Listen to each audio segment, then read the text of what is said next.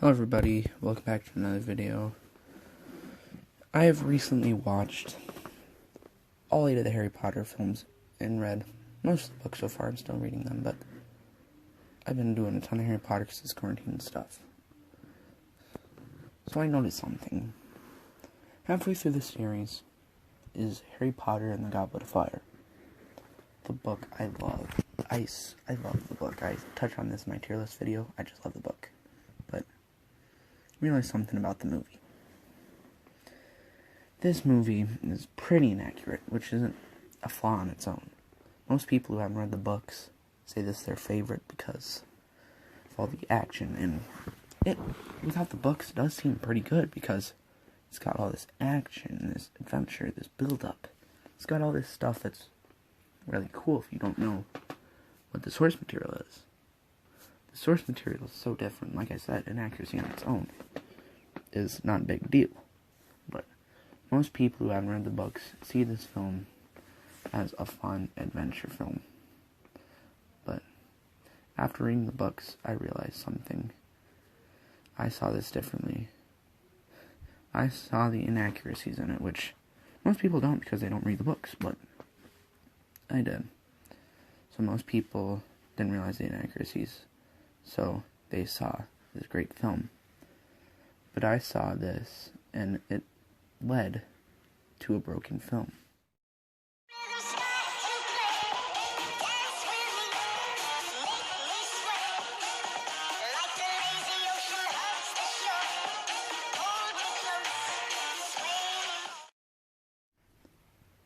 Harry Potter and the Goblet of Fire is no doubt a good film. I like the film, I do. All of these Harry Potter films are within my top 25 of all time, like films of all time.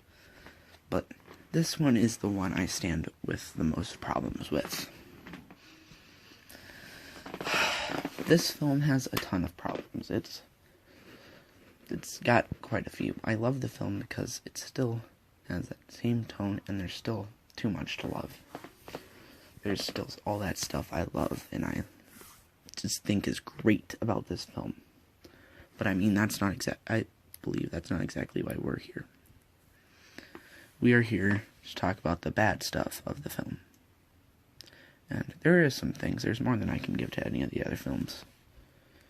Because, like I said at the beginning of the video, inaccuracy on its own doesn't make a bad film. Like, Half-Blood Prince is a pretty inaccurate film, and I still love the Half-Blood Prince. The problem is, the inaccuracies leave this film broken. This film it just feels broken, and it feels like all these inaccuracies leads to a pretty broken film. This film, the way we build this film is a lot worse. There's all these things they removed from the film that made the book. Like, for example, during the third task of the book, they have all their families come in. You see their families arrive, and Harry gets called for his family too. So he's like all scared, like it's the Dursleys and stuff. But then we have the Weasleys show up. It's Bill and Mrs. Weasley. So this is a very nice scene because he realizes the Weasleys truly think of him like family, which is something they have all along. And it's a really great scene. And then there's another scene later in the book, after Harry has gone through all this stuff at the graveyard, and then Barty Crouch Jr. and all that. We see him in the hospital, in the, nurse's office and whatever it's called. And we see him sitting on the bed and all these people around him. And Mrs. Weasley comes and comforts him like a mother, which is another great scene. And if you've never read the books and you've never heard of these scenes before, I'll tell you why you don't remember these scenes. Because they weren't in the movie. This movie cut out some of the best stuff out of the book and replaced it with some of its own stuff. Like when it shows Barty Crouch Jr. ignite the Dark Mark at the beginning of the film, that wasn't in the book. For in the book, it was left a mystery. And at the beginning of the at the beginning of the movie, where he's with Voldemort at the beginning, that didn't happen. It was left a mystery. Now, all these two scenes would have been fine if Barty Crouch Jr. was in there, if they hadn't had the court scene. If they had either changed the court scene or hadn't had the court scene. Then they have the court scene, which reveals Barty Crouch Jr. and ruins two of the mysteries. Who lit the dark mark? And is Barty Crouch Jr. dead? And then another thing, they remove Bertha Jorkins entirely from this film, which isn't too big of a deal because, I mean, cut for time, that makes sense. Because this book is decently long. It's no short book. Makes sense, they're gonna have to cut some stuff. And then, like, Spew, which is, like, the House Self-Protection, also got cut, which can kind of make sense in a way, but I would have loved if that was in here because it would have given Hermione growth. Because that's something she severely lacks in this film. Hermione in this film is portrayed as some perfect person. Like, in the book, at the Yule Ball, she has this, like, scene where she shows she can truly be beautiful and stuff. When she's at the Yule Ball and has all this, like, nice dress and her hair's all combed down and stuff. To show that she can still look nice and stuff. To show that she's more than just, like, a nerd. But in the movies, you can't really have that. For Emma Watson already is pretty. So you can't have that scene where she does this to just prove that she can. Another thing is the Yule Ball argument between Hermione and Ron.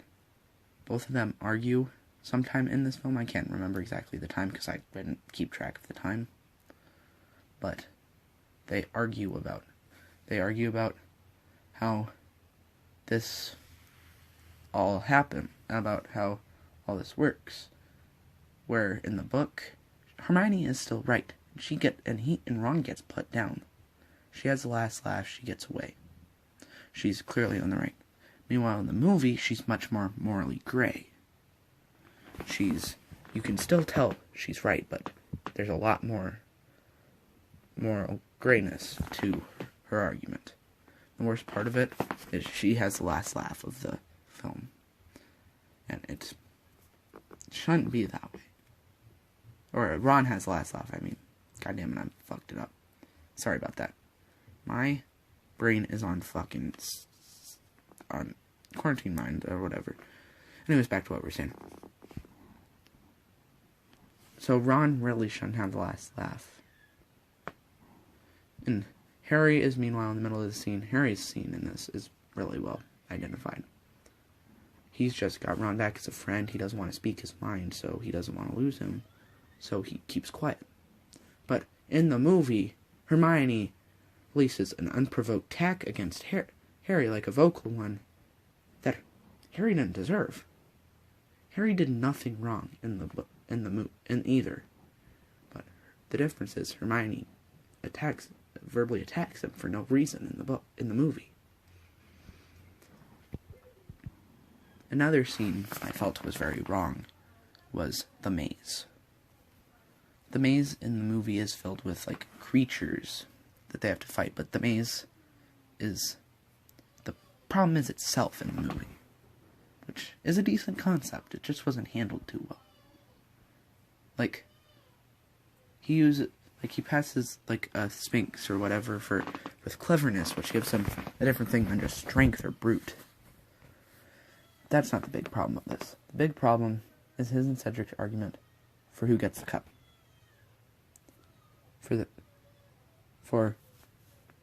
In the book, they build up and they argue about it. Cedric says how Harry saved him, so he should win, and then Harry says no, he should because of all the things he's done to get here, and they argue back and forth about it until they decide to both take it, which in the book still basically happens, but it's much shorter, which leaves for a lot less character development.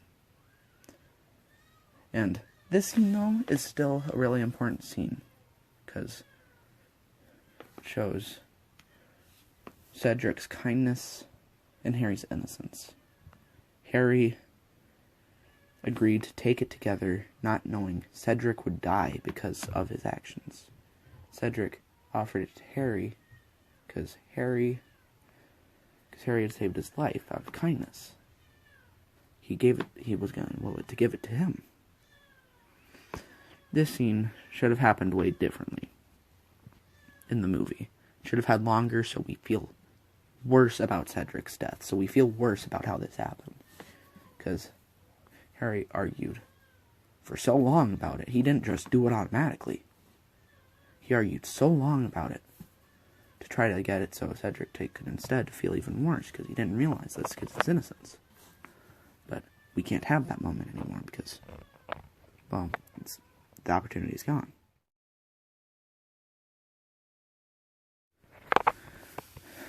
Now there are just two more things I want to touch upon before I get to my final stance on the movie. Dumbledore is one. Dumbledore in this film is really inaccurate. And I think I give this more to Mike Newell, who didn't read the book. Or he didn't read all of the book. He read the basic parts of it. He didn't read the book. He said it was too long. But not Michael Gambon. I don't think it's his fault. But Dumbledore is out of character in this film. For he is too aggressive in this film. I mean, makes sense when he goes up to, what's his name, Barty Crouch Jr. in the film. Because that's how it's described in the book. If he hadn't been angry throughout the film, that scene would have been perfect. It would have been amazing. It would have been exactly how it should have been. But he's angry throughout the film. There's the Goblet of Fire. There's when he asked if Harry put his name in the Goblet of Fire, which has been memed 1,000 times, so I don't need to talk about that. And just, he's way too aggressive every single time. He sounds like he's about to yell. Which isn't how Dumbledore acts. And then, we've got Sirius. Sirius's letters and his fire FaceTime thingy were both in the film. But they didn't include his scene where he talked with Harry and Dumbledore. This scene is important to Harry's character because it shows how much Sirius cares about him, about his mental health, because he says Dumbledore should just lay off and wait until the morning to ask Harry about it because he's been through enough already. But Dumbledore brings up that it hurt even worse if he had him wait on it, and he asks Harry kindly if he knows he's been braver than most kids would be, and he just asks him to volunteer that one more time. That scene's a really good scene in the book, but they cut it from the movie. I don't know why. I don't know what went through their heads, but they cut it from the movie. I am pissed. I am fucking pissed. It's ridiculous.